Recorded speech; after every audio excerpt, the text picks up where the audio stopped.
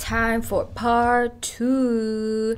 If you guys haven't watched part 1 of this series, then click over here. I will put it over here so that you can watch part 1 first before you watch this. So basically in the series, I'm painting my family on a 36 by 48 inch canvas for us to put in our living room.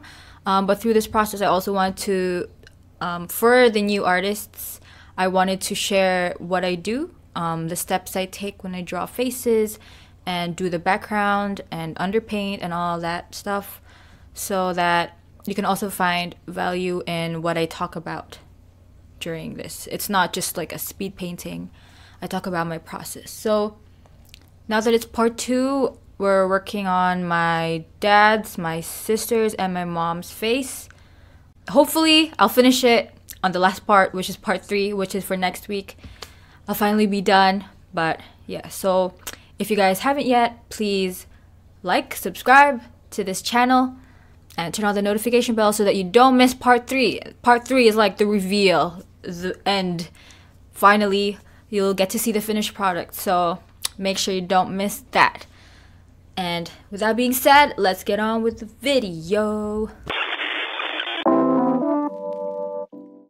Okay, so I kind of realized that for this episode, this part 2, I finished all the faces of the family, but now I'm realizing that for part 3, I actually have a lot more to do because I haven't finished the clothes and then the background and then just double checking all the faces. So yeah, it's actually really tiring to make paintings.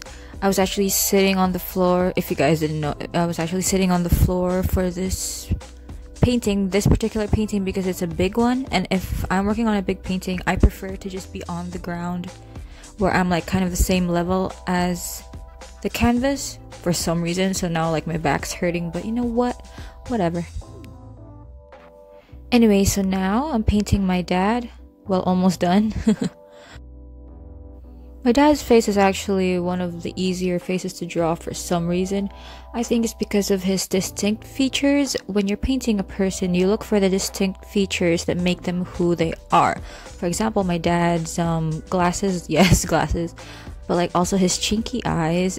They're small and they have like a long line at the very end.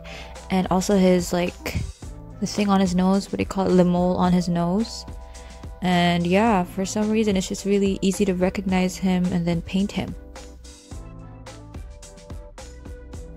One thing to keep in mind when you're painting or drawing glasses is to make sure you never use thick lines, just use super thin lines to make them look as transparent as possible.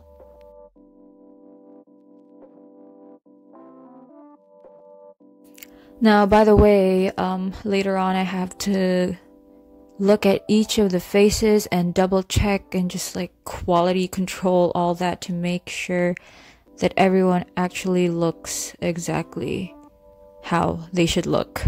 And I know for a fact that throughout this whole process I didn't like do that yet, so I do need to like rest and look at them again so that I can clearly see where I have to improve. And like for example, my sister, I think I made the skin tone a little bit too dark, so I have to brighten that up a bit. You know, just little things like that. And doing that will actually make a big difference because the little details actually count.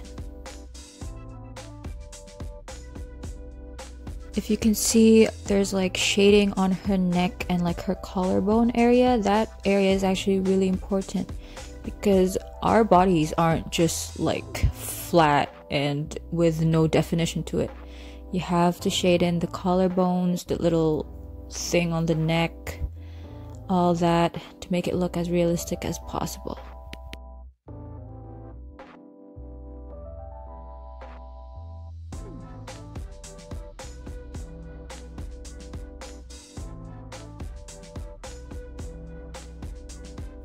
Okay, my mom's face is like the perfect example because I accidentally, I think I did her eyes a little bit weird at first. So then here I'm able to show you, look, like they're kind of big. But yeah, but here I'll show you how you can very easily correct this. What I'm going to do later is I'm just going to cover the entire eye. I mean, both of the eyes, I'm going to cover them with paint, just like that. And then once it dried, I just redid the eyes and made them look better and more like her eyes. So yeah, very easy fix, so don't be afraid to make mistakes. I just hope my mom doesn't kill me. Mommy, sorry, but I fixed it, don't worry.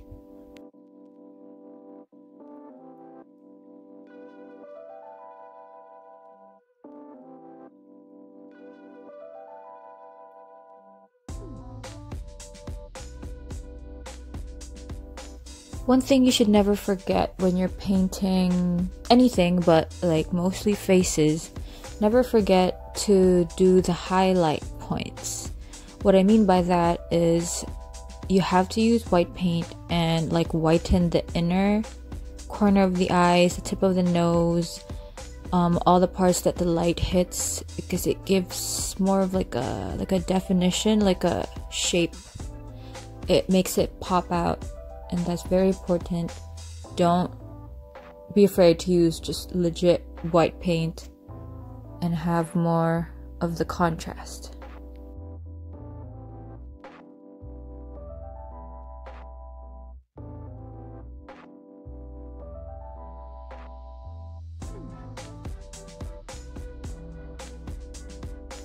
Okay, anyone else feel super awkward when they're trying to draw or paint themselves? Honestly, it's like the weirdest thing ever. I have to get used to it because I've only drawn myself once, like ever. And that's because of a family portrait. And then this is the first time I'm painting myself. It's like, do I actually look like that? That's so funny.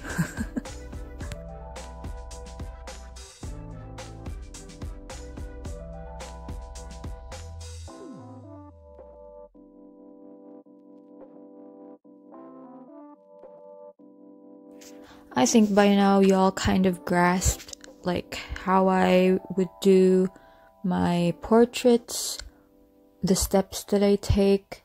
I know this isn't the most detailed because yeah, it's like a speed painting. I could definitely do like a full-on lesson of like where you should start, which parts you should shade, how to look at a picture and like copy the shading into your painting.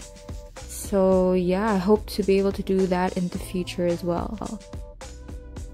And I still really want to improve on my painting skills and techniques. I've only started painting like maybe a year ago.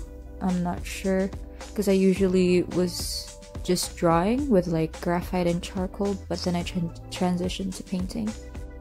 More growth is definitely gonna happen, so look out for that, guys. I just want to continue to, keep getting better. This is basically the end of the video. Part 3 will be out next week, and that's the final reveal, so look out for that, guys. Click the notification bell so you don't miss any of the videos. I hope to see you guys in the next one. Bye bye.